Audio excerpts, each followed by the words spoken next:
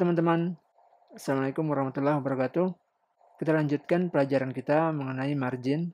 Ya, seperti kita lihat, elemen P di HTML telah dihilangkan fungsinya oleh Tailwind CSS, sehingga ketika kita mau memberikan jarak antar paragraf, kita harus buat sendiri. Nah, tentunya misalnya ketika kita ingin menggunakan paragraf pertama, maka kita perlu membuat jarak margin kiri, kemudian margin atas, margin kanan, dan margin bawah. Ya, ini kan paragraf pertama. Paragraf pertama, lalu ini paragraf kedua. Oke, nah untuk membuat margin, kita bisa lihat di dokumentasinya. Kita ketik saja margin. Nah, lihat. Di kelas margin M-0, yaitu margin sebesar 0 pixel.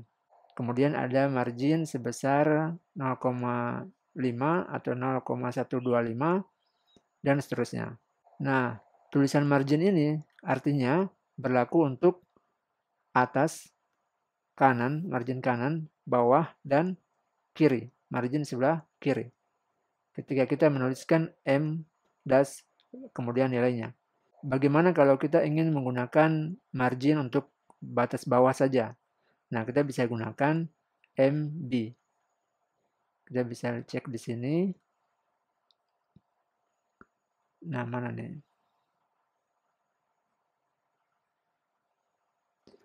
Nah, ini MT untuk margin atas dan MR untuk margin kanan, kemudian MB untuk margin bawah. Lalu yang tadi kita lewati yaitu MY, jadi margin secara vertikal. Lalu ada MX, ini margin secara horizontal. Jadi kita MX ketika kita atur, maka seperti sumbu X, kan sumbu X garis itu. Nah, berarti kiri dan kanan, berlaku untuk margin kiri dan margin kanan. Nah, ini bisa lihat artinya di sini. Oke, misalnya kita ingin gunakan terhadap latihan font. Kita ingin buat dia marginnya punya batas atas, kanan, bawah, dan kiri. Berarti kita gunakan M. Contohnya seperti ini. Oke, berarti kita tulis di sini yaitu kelas M misalnya 2. Oke. Kita tambahkanlah biar terasa perubahannya. Ya, latihan font. Bagaimana kalau kita ingin ke tengah? Ya, kita cukup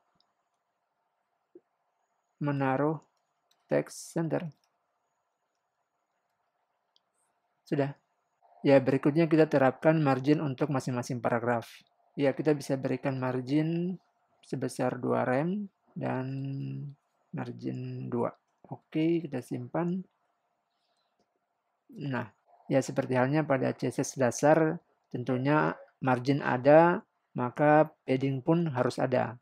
Dan margin adalah untuk mengatur sisi luar elemen, sedangkan padding untuk mengatur sisi dalam dari elemen.